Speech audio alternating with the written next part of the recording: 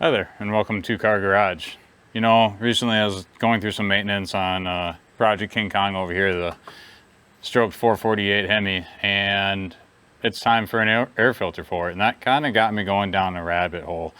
You may not know this, but there's about 7,500 million niner options for engine air filters, snorkels, intake kits, and there's, well, just a lot of debate about it. So that was a good topic to talk about, and how ultimately I decided the right air filter for me and this application, at least for now, and discuss some of the different options. I got two different engine options here, so let's talk about it, and let's get into it.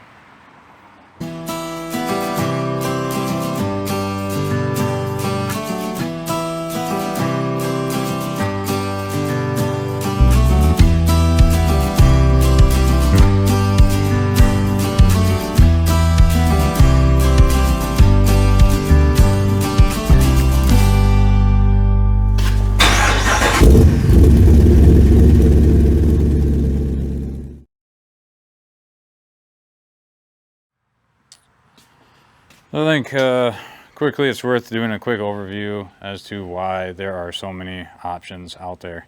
And if you've ever been on any forums, you know that there are plenty of opinions on what air filter you should go with, a snorkel, pre-filter system. And look, they're like backside belly buttons. Okay, everyone's got one. Ultimately, what are you trying to do? You're just trying to prevent debris from going into your engine. That's its ultimate purpose. Outside of that, you know, if you want to snorkel because you think it looks cool, great. Do that because you think it looks cool. If you are spending a ton of time in the desert and you want the pre-filter element, right? The pre-filter just uses centrifugal. Yeah, sorry, my brain hurt on that one. Centrifugal force to expel some of that big debris up top, and then so it's kind of pre-filtered air as it goes into your air box here, right? Or maybe you do some deep water fording, right? I mean, look at how tall this Jeep is. So I'd have to be real deep in water for that to be concerned. It's not for me. Typically, I don't go through more than a river that's, you know, two feet high. So water fording is not a concern for me. I don't live in the desert. I don't do a lot of pre-running. I just need a good filter element to do what filters are meant to do, which is filter debris from getting into your engine. Why are these mods so popular? They're relatively cheap, right? You can still spend a lot of money on a snorkel system and a pre-filter, all that good stuff. But for a couple $100, you can have a cold air intake, which half the time is just an aluminum tube with an open air filter. And all you need is one of these or a screwdriver, and you know, you can make a performance modification to your vehicle. So I think that's why they're so abundant. That's why there's so many out there. That's why you have 18 million niner options that are ranging from a stock air filter for $32 all the way up to, you know, an $800 Ram Air snorkel pre-filter kit. So let's talk a little bit about what came on King Kong over here and what I'm going to. For reference, what you're looking at is a stock Pentasar 3.6. The only real difference under the hood here is the addition of this PSC reservoir, because I did convert to a mechanical belt-driven steering pump. Outside of that, it's just a factory stock engine bay, as evident by the stock air filter intake cover and air filter element. And why? Because it works. It's adequate flow for what the engine needs. All I would do is use a stock paper replacement. Pretty much every time, once a year, I just replace the filter. If I were in a lot more dust or sand, maybe I'd do it more frequently, but once a year seems to be just fine. It gets a little bit dirty, I replace it. It's a cheap, easy maintenance deal just to make sure this thing's running tip-top shape. So this is what the factory unit looks like, right? It's enclosed. Here's your fresh air intake. It goes down and in through the bottom, and then that pulls air up through the filter element, which I'll show you in just a moment. And then it goes through this box, through the tube. You got PVC there, your mass airflow sensor, into your throttle body housing, etc. Right? So pretty straightforward, simple design. It seems more than adequate for this engine. It was obviously designed for it. So that's stock. And now let's look at what a really modified engine bay looks like. All right, obviously this engine bay is looking quite a bit different than that one, right? 392 swap, stroked out to 448, but we have an AMW, America's Most Wanted 4x4 swap. Okay, this is one of their early ones done. I think this was late 2019, early 2020. So basically right when these this vehicle came out, got produced, and got shipped right over to AMW for the swap. So this is an early production run. They've changed some things since then. You know, I've seen the PCM and the reservoir for the, you know, squirter, washer, window squirter thing, and the coolant reservoir. It gets mounted back here. The battery, the PCM gets moved over here. On these early ones, they had the PCM located here in this box that they made, and then obviously the air filter next to that. Clearly, it's not an enclosed system like a factory one. Now they have a little bit more of an enclosed deal, right? The PCM moves, I believe, to the back side here, or like I said, I think it's over on the passenger side, and they put an enclosed box that seals with their you know, 392 style cold air intake hood, which is really cool. And honestly, that's probably the preferred way I'd like to go. You get a nice enclosed unit like factory with direct flow from the hood. That's awesome, but I just don't have the funds right now to swap the hood, swap the cowls, move the PCM over, get a different intake. I mean, it adds up real fast. So for now, I have this, right? AMW decided that initially this was going to be good enough, right? So it's a cone air filter, and they put this kind of pre-filter. It's a hydrophobic, man,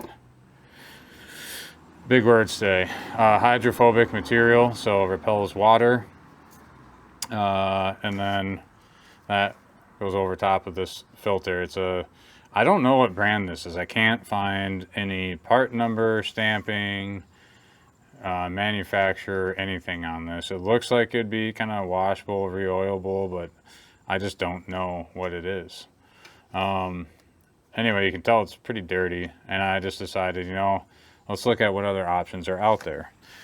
As I discussed, I'd love to go with the full enclosed box, but that would mean changing a lot of stuff around in here and a really big expense. So what are my other options?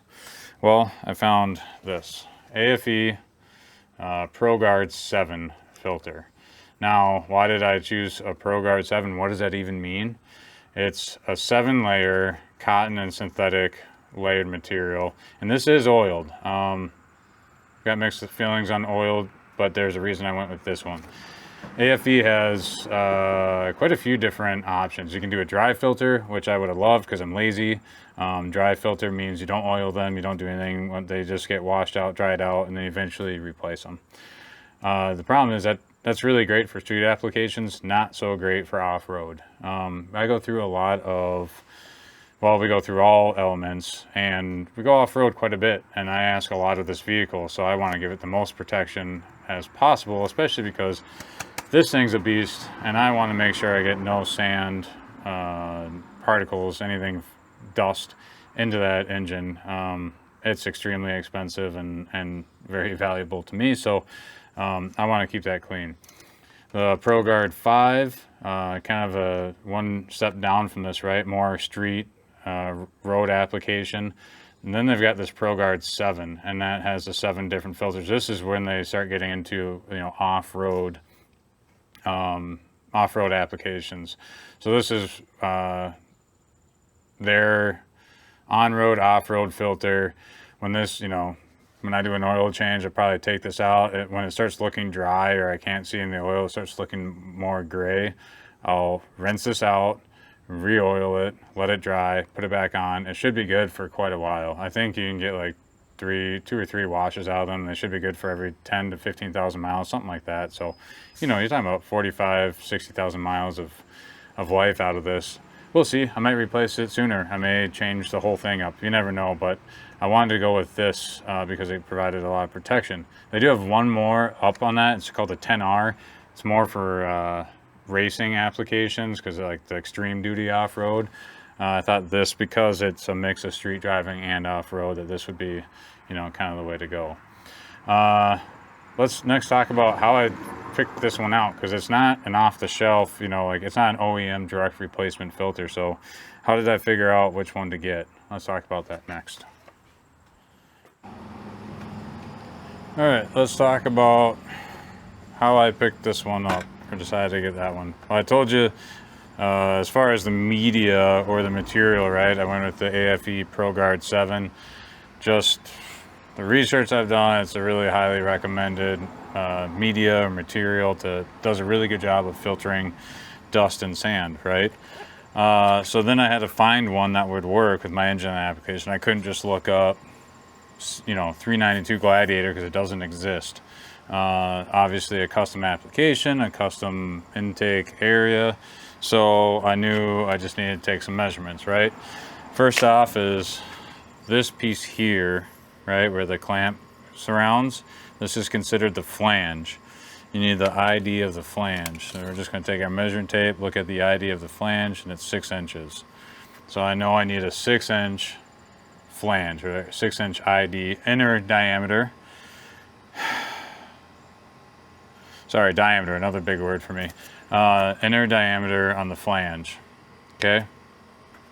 Second is the flange height, or flange depth. So just how big of a flange it has is 7/8, it looks like 7/8. So there's my flange depth. And then you can look at the overall height, you know, of the filter, about 8 inches. And this one's sitting a little bit taller, about 8 and well, almost 9, so almost an inch taller.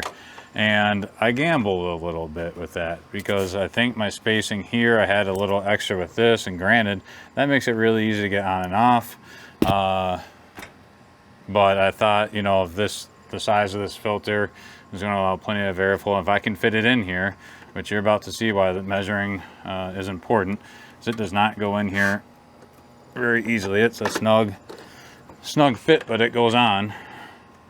And now I've got my new, I just clamp that down. Where's my, there, that's all you need, right? So I'm just going to clamp this down, and that's how I measured for this application. And again, your application may vary, right? I don't know what type, if you have a stock filter or a stock intake, you can still go with one of these oiled elements. Just get the AFE part number or Canon, or insert your brand here. I went with AFE because of their performance reviews and this specific filter, and being able to find one that fits mine. I am not sponsored in any way by AFE. This was not sent to me. So I will let you know what I think of it. And I don't know if you can see here, I'll zoom in a little bit. I am very tight on my AC condenser line here. Do I think that's an issue? No. I mean, this is rubber, there's some flex here. But I am pretty much touching it. So something for me to keep an eye on there. And this whole thing looks like it's got a little room to move on. But there you go. That's what I went with. I will see how it works compared to this. With this, in my mind, it's some simplicity, right? Take it on and off, wash it off when it needs to get washed off. This seems to do a really good job of repelling water, but man, does it collect a lot of mud and dust. Whatever water this did repel, the mud would stick to it, and then it'd be caked with mud. So I think this is purposeful, but I don't know if it's the best solution. I'm hoping that this provides me with a little easier maintenance, I guess, is what I'm looking for. So yeah, let's test it out and see how it works. We're going to Colorado in a couple of weeks, so it'll be a good test. So which one of these is right for you? I don't know. I think it depends on what your use case is. Where do you live? What do you plan on doing with your rig? Are you going to be a pre-runner? Do you need a big snorkel kit with a pre-filter, or do you just think it looks cool? I mean, I get cool points, all right? I understand rule number one, look cool. So if that's your deal, get that. If you're just looking for reliability, this is the manufacturer recommendation. You keep everything stock. You know, if something goes wrong, it's not because of something you did. Just keep it simple, you know, just put a stock element on. Are you something more performance oriented, or are you thinking you kind of have a custom application? Because that's when these come into play. And obviously I'm into the performance side of this with a high horsepower engine, but ultimately that's not why I went with this filter. I wanted protection. And this is what they're meant to do, is filter material. So I just went with a very similar style of filter, but with a little bit more aggressive media, and that was it. So this is, I want to say this is like $100. Not cheap, right, for a filter, but I should be able to get a lot of miles out of this with proper maintenance. Granted, that means I'm buying probably a $15 thing of oil, but for the 50, 60,000 miles I get out of it, it's probably worthwhile when you compare like a $30 purchase once a year. So if I can get 3 years out of this before replacing it, or 4, whatever, then it kind of washes out. And ultimately what I'm concerned about is filtering performance. So yeah, you know, make your best decision with the information you have for your rig, with what you want to do with it. Don't worry about all the forum, you know, comments, the horsepower gains, the guys telling you that you're wasting your time, money. It's your rig, do what you want to do with it. And hopefully you guys found something useful or helpful out of this video. And please like, subscribe. Let me know what you think. Put your comments below. Like, what do you run in your rig? What engine do you have? How do you use it? And how did that make a decision for the type of air filter that you use? Is this interesting? Let me know. As always, thank you for watching. Take care, and I'll see you in the next one.